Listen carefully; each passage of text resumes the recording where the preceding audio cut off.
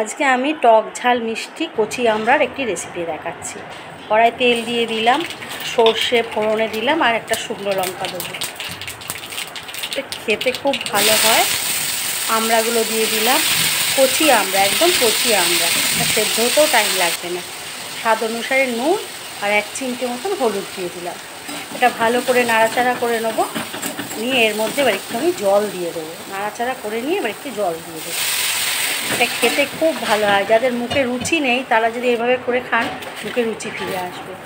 এবার আমি চিনি দিয়ে দিলাম, যে যেরকম মিষ্টি খাবেন, কেউ খুব মিষ্টি ভালোবাসেন, আবার কেউ একটু কম মিষ্টি, আমি এর চিনি দিয়ে দিলাম। এটা খুব ভালো করে জালটাও হবে, খুব ভালো করে ফুটবে। তারপরে আমি এটাকে ভালো করে নাড়াচাড়া করে নেবো।